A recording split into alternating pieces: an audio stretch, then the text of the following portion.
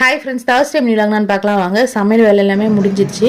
கையோடு வந்து பார்த்தீங்கன்னா பாப்பா குளிக்க வச்சு அவங்களுக்கு ட்ரெஸ்லாம் பண்ணி இன்றைக்கி கண்ணாடிலாம் போட்டு நான் பாட்டுக்கு டான்ஸ் ஆட போகிறோமான்னு சொல்லிட்டு கன்னிமாவுக்கு டான்ஸ் ஆடிட்டு இருக்காங்க. இது இப்போ ட்ரெண்டிங்காக போயிட்டுருக்கு பார்த்தீங்கன்னா ரெட்ரோவில். ஸோ அதுக்கு தான் ஆடிட்டு இருக்காங்க.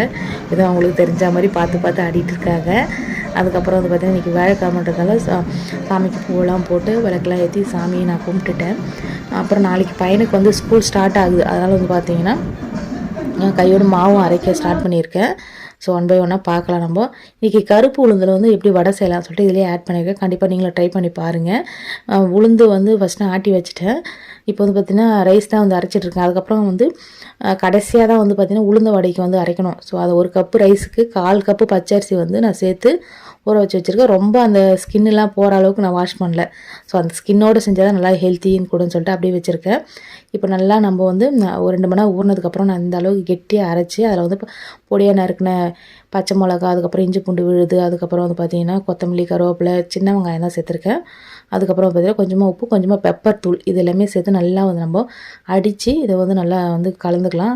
இந்த அளவு கலந்ததுக்கப்புறமா நம்ம வந்து பார்த்திங்கன்னா கையில் வந்து நல்லா தண்ணி வந்து நீங்கள் தொட்டுட்டு அதுக்கப்புறம் கொஞ்சம் மாவு எடுத்துக்கங்க. இந்த மாதிரி எடுத்துகிட்டு லைட்டாக வந்து ஒரு ரவுண்ட் ஷேப் மாதிரி கொண்டு வந்துட்டு நம்ம நடு விரல் இருக்குது பார்த்திங்கன்னா அதுலேயும் அப்புறம் கட்டை வரலையும் சேர்த்து ஒரு லைட்டாக ஒரு ஹோல்ஸ் மாதிரி போட்டுட்டு நல்லா காஞ்ச எண்ணெயில் வந்து பார்த்திங்கன்னா மீடியம் ஹீட்டில் வச்சுருங்க. அதுக்கப்புறம் வந்து ஒவ்வொரு வடையாக சேர்த்துக்குங்க.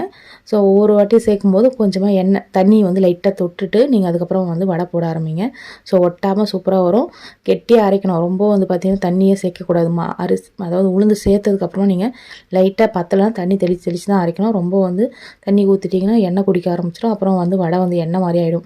ஸோ இந்த அளவுக்கு நீங்கள் டிப்ஸ்லாம் ஃபாலோ பண்ணால் தான் வந்து பார்த்திங்கன்னா வடை சூப்பராக இருக்கும். அதுக்கப்புறம் வந்து பார்த்திங்கன்னா கருப்பு உளுந்தில் செய்கிறது தான் நல்லா ஹெல்த்தியும் கூட. 2 பக்கம் நல்லா வந்து திருப்பி வேக வச்சாச்சு. கையோட டீயும் போட்டிருக்கேன்.